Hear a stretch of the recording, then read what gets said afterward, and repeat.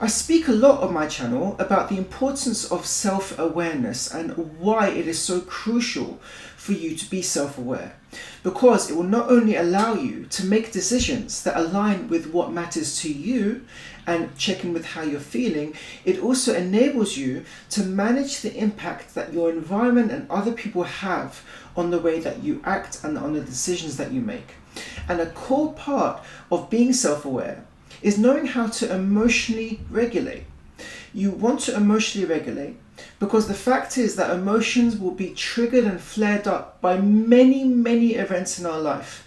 Whether we're at home, whether we're at work, in relationships, by ourselves, it doesn't matter. Emotions are just a core part of who we are and how we function as human beings, that it's important that you know how to regulate it. And so in this video, I want to share with you 4 techniques that you can use to help emotionally regulate. I'm Desh, I'm a qualified counsellor, and it is my mission to help support you on your own mental health journey by enhancing your self-awareness. And in this video, I want to get into 4 techniques of how you can emotionally regulate. So for those of you who like to use your brain, and by that I mean use your logic, problem solve, then the best way for you to emotionally regulate is probably to undertake some journaling. By journaling, you get to write down what thoughts you're having or how you're feeling in certain situations. And by understanding it and writing it down, you're not only checking in with how you're feeling and getting it down on paper, you get to kind of analyze it and to seek out and identify patterns that might be happening and emotions that you're experiencing and how it's impacting the way you behave. And by journaling, you can also undertake what's called cognitive reframing, which is where you look at your thoughts or beliefs that you have that's triggering a set of emotions within you, and perhaps you finding that that belief system is no longer helping you, is no longer relevant, and you want to change it up. So by reframing your thoughts, you're able to look at which of the thoughts that you currently have are incorrect or perhaps not reflective of reality. Perhaps it's something you've inherited from your past, and you can see, why is my belief system making me act in this way? Why is it making me feel this way? I think the way I see things at the moment is not helpful. So I need to change this. I need to change the way I perceive this situation. And so by doing that, you're kind of recruiting your logic to logically look at what is the reality of the situation, and you're testing your current belief system against that reality. And if it doesn't hold up, you know that's a sign you need to change your belief system. Because there is no evidence to suggest that this belief system I have now is true or valid, then I need to do the work to learn that this belief system is no longer valid and to stop relying on it. And so that's going to take a bit of practice, because it's very likely the reason you think that way is because it's so automatic and it's become habitual. You need to then do the work and undertake the practice with consistency to override that tendency to believe in that way and instead to adopt other thoughts. For those of you who are more in touch with your emotions, who prefer to just sit with your emotions for longer periods, then what I would suggest you do is some meditation and some progressive muscle relaxation. This is also good for those of you who have a lot of patience or perhaps a lot of tolerance to sit with what might be uncomfortable feelings.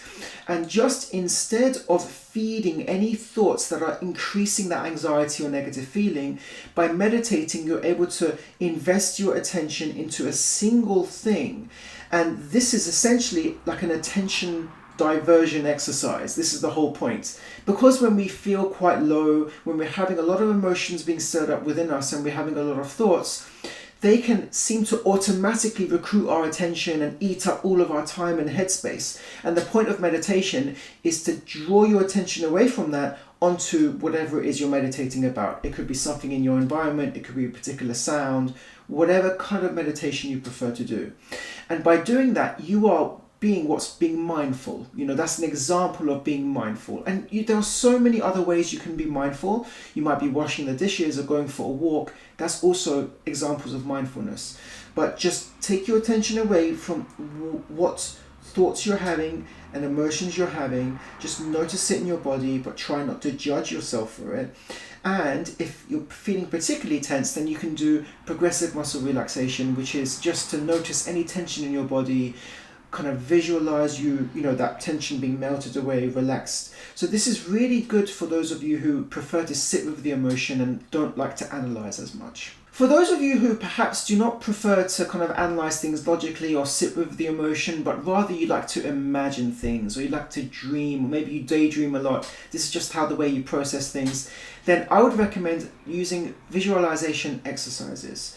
So just imagine that you're at your favorite spot. It could be on a beach or a particular location, somewhere that's quite comforting, and just spend your time there, visualize yourself there, and then invite whatever emotions or kind of thoughts you're having into that space, and then you get to assess how you're feeling through a different headspace. Because you're now somewhere that you feel more comfortable visually, you get to now assess and try to interpret what the emotions are really trying to communicate to you.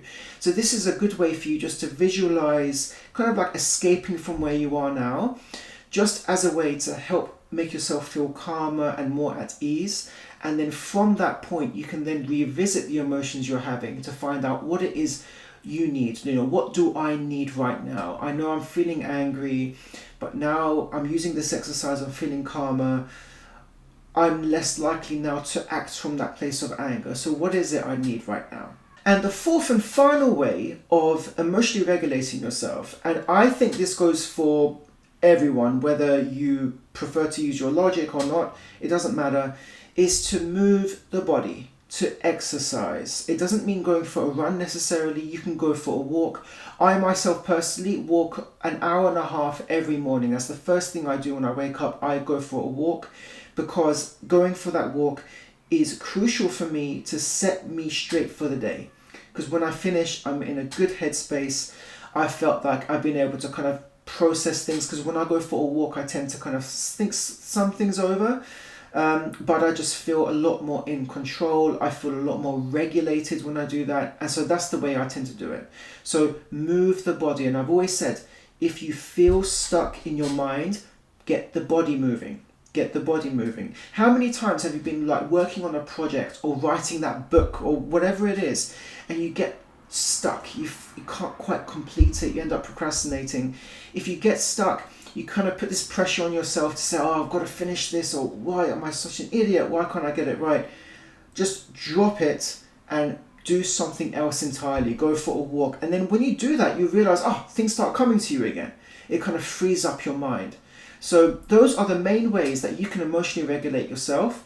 If you find that you struggle with emotional regulation, that you find these techniques don't work, it's very possible that either you haven't found the right technique that works for you, or maybe it's too soon for you to do these techniques, that you need to do some exploratory work, some real digging into what's going on for you, to really sit with what's happening for you.